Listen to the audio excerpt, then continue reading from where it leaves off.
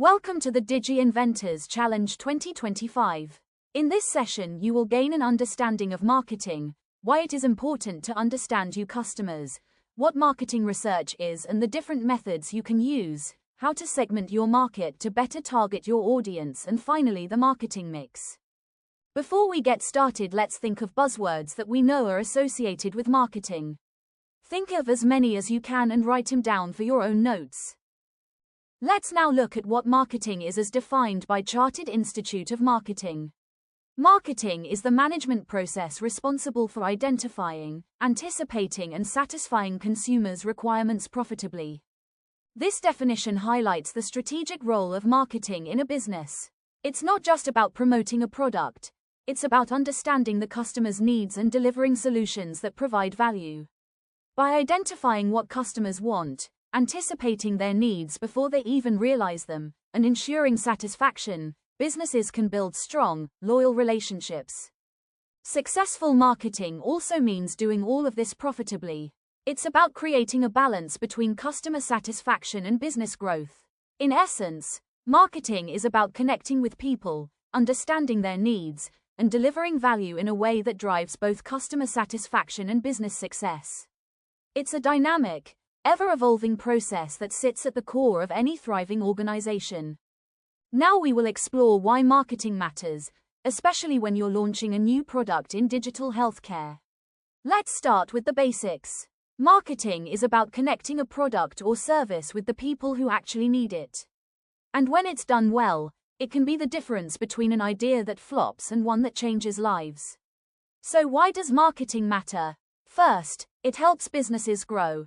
Marketing brings visibility. It helps people discover your product, builds your reputation, and opens the door to partnerships and investment. Second, it connects products with the right people. It's not just about reaching anyone, it's about reaching the right audience. That means targeting people based on their needs, lifestyle, habits, and location. We will learn more about this later. Third, it drives revenue and profits. When customers see value in what you're offering, they're more likely to buy it and recommend it to others. That generates income and helps sustain your business. And fourth, it builds long-term customer relationships. Good marketing doesn't stop after someone downloads your app or tries your service. It creates trust. It keeps people engaged and coming back. Now here's something even more important. Marketing puts the customer first. That starts with understanding customer needs through research, not assumptions. Marketers use surveys, data, and interviews to really get to know the people they're trying to serve. That leads to better products and services.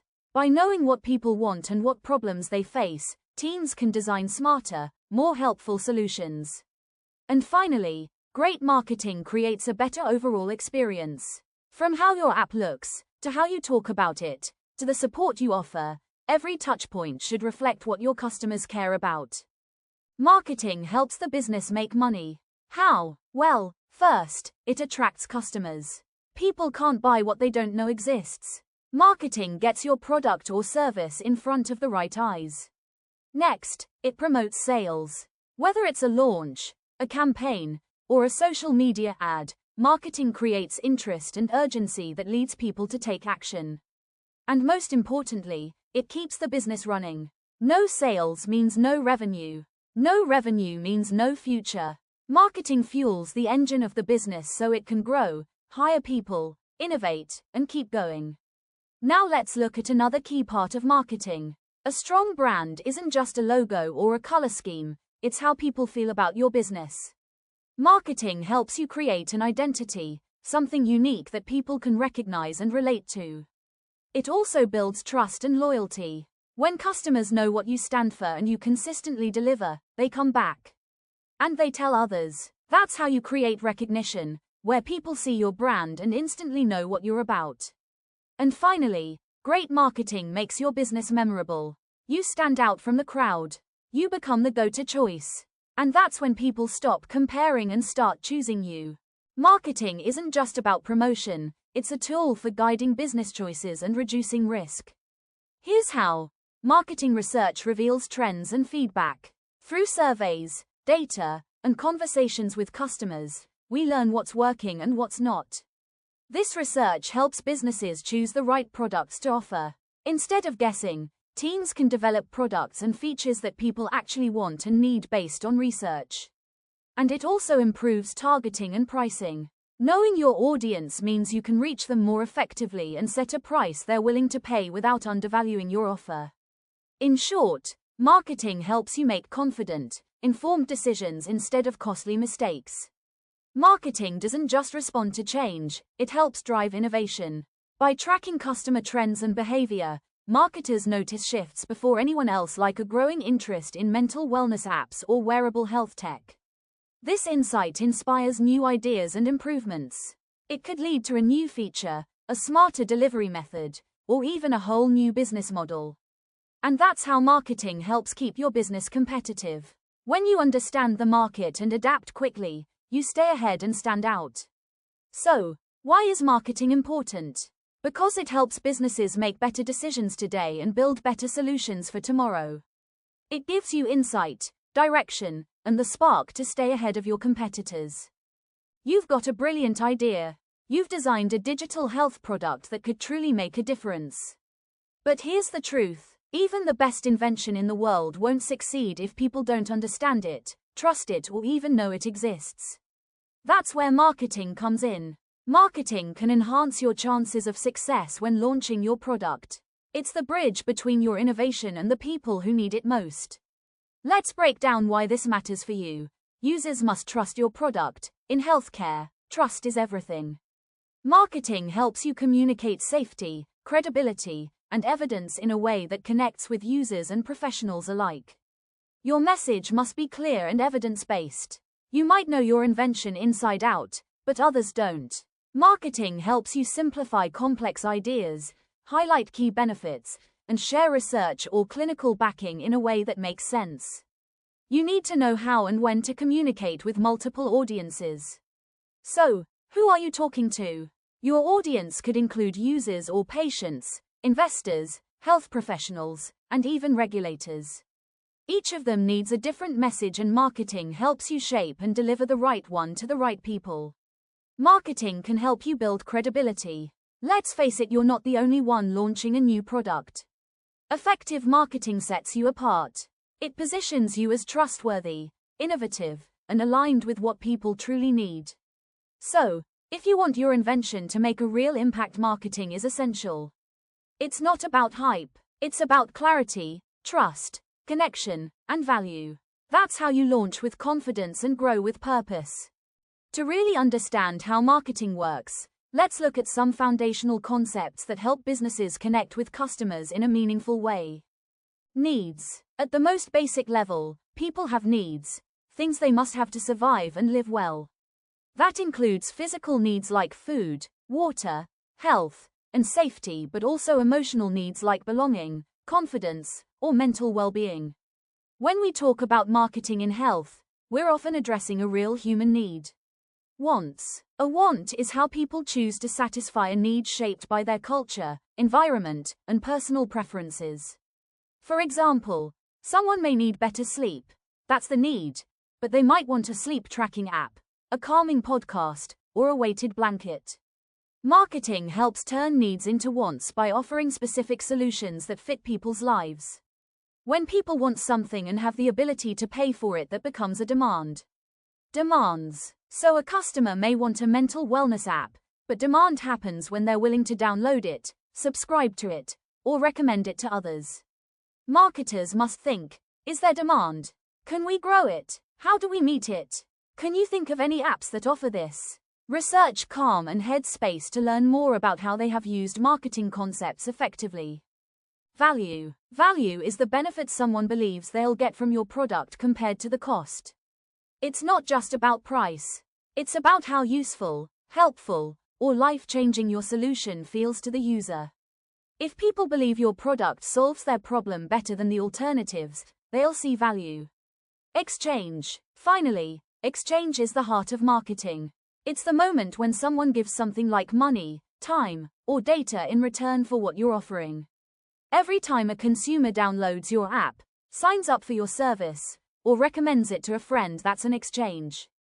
Great marketing makes that exchange feel easy, fair, and worth it. Understanding what your users value is key, especially in health tech, where privacy and trust matter a lot. So, to recap, people have needs. They express them through wants. When they can act on those wants, you get demand. If they see value in what you offer, they're willing to make an exchange. So, you may be thinking, how do we know what the wants and needs of our potential customers are? Well, as marketers, we would conduct market research. But what exactly is marketing research? It is the systematic process of collecting, analyzing, and interpreting data and information about customers, markets, and competitors to inform business decisions and marketing strategies. How do we collect research? As marketers, we carry many different tool bags. Let's discuss what is in the marketing tool bag for marketing research. We have 4 main methods of data collection: primary, secondary, qualitative, and quantitative. Secondary research, also known as desk research, involves the collection and analysis of existing data, information, and sources that have already been published or created by others.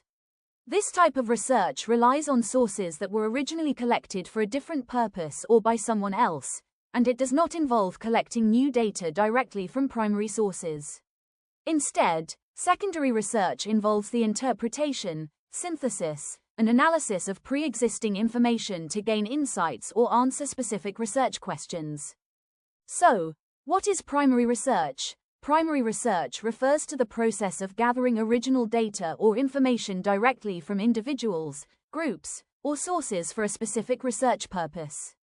This type of research involves collecting data firsthand, rather than relying on existing data or information from secondary sources. How can we conduct primary research? Let's look at our options. We have 2 methods we can use: qualitative and quantitative techniques. Qualitative research is a research method that focuses on exploring and understanding the underlying meanings, experiences, and perspectives of individuals or groups. It involves collecting non-numerical data, such as interviews, open-ended surveys, or observations, and analyzing this data to uncover themes, patterns, and insights. Qualitative research is valuable for gaining in-depth understanding of complex social attitudes and behaviors. But what actual methods can use to ask questions? Let's go back to our marketing toolkit. We have a number of options. Today we will look at in-depth interviews, focus groups, and observations. In-depth interviews, conducting one-on-one interviews with participants to explore their experiences, perceptions, and opinions in detail. This could involve interviewing patients about their healthcare experiences. Focus groups, gathering a small group of participants for a guided discussion to understand their attitudes, feelings, and reactions toward a particular product or topic. For instance, convening a focus group to discuss the usability of a new software application. Observations, observing and recording behaviors or events in a structured manner. This could include observing customer service in a retail store by taking on the role as a mystery shopper. Now let's discuss quantitative techniques. Quantitative research involves collecting structured data from a large sample, which is then analyzed to identify patterns, relationships, and statistical trends. Quantitative research aims to provide objective, measurable insights and is often used for hypothesis testing, making predictions, and drawing generalizable conclusions. Methods include surveys. What is a survey? It is a structured set of questions designed to gather numerical data from a large sample of respondents. For example, a survey to measure customer satisfaction with a product on a scale of 1 to 5. A fundamental concept in marketing: the target audience. Imagine trying to hit a target with an arrow. To succeed, you need to aim precisely. Similarly, in marketing, understanding and defining your target audience improves your aim for success. What is a target audience? So, what exactly is a target audience in marketing? Put simply, a target audience refers to a specific group of individuals that a business aims to reach with its products, services, or marketing efforts. It's about identifying the right people to connect with. This group is chosen based on various demographic, psychographic, behavioral, and geographic characteristics that make them more likely to be interested in, engaged with, and influenced by the company's offerings. Why is it important? Now, you might be wondering, why does this matter? Well, it matters immensely because not everyone is your potential customer. Your resources, time, and energy are limited, and you want to invest them where they'll have the greatest impact. That's where defining your target audience becomes crucial. Let's put this into practice in your groups. I want you to identify the two people on either side of the presentation. Now think of yourself as a marketer. Would you put the same campaign message and tone of voice, TOV, in promotional materials when trying to target these two individuals and persuade them to buy your product? Take notes on why you would or would not. Be ready to share your thoughts. When defining a target market, critical factors come into play: demographics, psychographics, geographics, behavioral, technographic factors, and pain points, needs. Let's take a closer look at what these terms mean and why they matter. Demographics. These include factors like age, gender, income, education, and occupation. Psychographics. This delves into lifestyles, interests, values, and attitudes. Behavioral traits. Understanding how your audience behaves, such as their buying habits or brand loyalty, is vital. Geographic location. Sometimes, location matters, especially for businesses with physical locations or specific market regions. Technographic factors. Technographic factors refer to the technological behaviors and preferences of your target audience. It's about understanding how your audience interacts with technology. Pain points and needs. On the other hand, pain points and needs are the problems, challenges, and desires of your target audience. These are the aspects of their lives or businesses that may cause frustration, inconvenience, or unmet needs. For example, what difficulties or obstacles are they facing that your product or service can solve? These could be inefficiencies, high costs, or time-consuming processes. Needs. What are their unfulfilled desires or aspirations? What are they looking for to make their lives better or their businesses more successful? Activity time. Now let's look back the profiles you worked on earlier for King Charles and Ozzy Osbourne. Knowing what you know now, let's look at the segment criteria. Can you find any common traits between the two? List as many as you can. Be ready to share your thoughts. Reviewing what's on screen and your answers. Did you get this correct?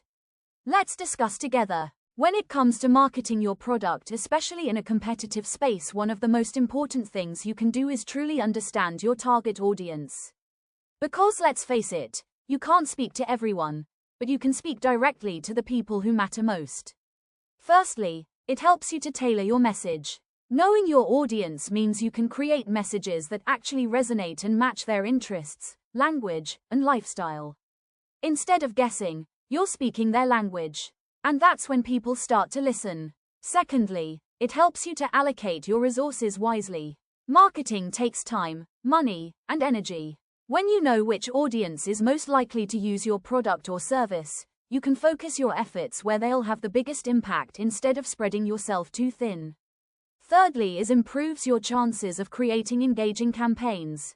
When your campaign is based on real customer insights like their behaviors, preferences, and needs, it's far more likely to be relevant and effective. That's how you drive conversions, get downloads, make sales, and build lasting brand loyalty. Fourthly, is help you identify multiple audiences. You may not just have one target audience, and that's okay. You could have users, doctors, investors, and caregivers, all with different goals and motivations. Understanding each group helps you build a smarter, more flexible strategy, not just one size fits all. Finally, it allows you to segment the market. This is where marketing really becomes powerful. You take your overall market, break it down into distinct segments, and craft custom messages and strategies for each one. That's how you maximize success. So why does understanding your audience matter? Because it helps you speak with purpose. It saves you time and money. And it helps your product actually reach and matter to the people you made it for. Now let's look at creating your target audience. In your groups, using the examples on this slide and the following slide, write down who you would like to target for your invention. Now let's move on to the next activity, and again in your group discuss and write down and answer for what needs does your product meet. Who wants it? Will they demand it? What is the value you're offering and what is the exchange you are asking? Well done. Now you know who your customer is. Let's learn about the marketing mix. Let's look at the core principles of marketing: product, place, price, and promotion. These elements are the building blocks of a successful marketing strategy, and they can make all the difference in persuading your target audience to buy. Let's start with the first P, product. Your product or service is at the heart of your marketing efforts. It's not enough to have something to sell, it must be the right product. Understanding your customers' needs, preferences, and pain points is crucial in crafting a product that resonates with them. Think about the digital health product you are creating and how this can meet the needs of your audience. The second, P, stands for place. Even the best product won't sell if it's not available where your target audience expects it to be. You need to be where your customers are. This means choosing the right distribution channels and locations to make your product easily accessible.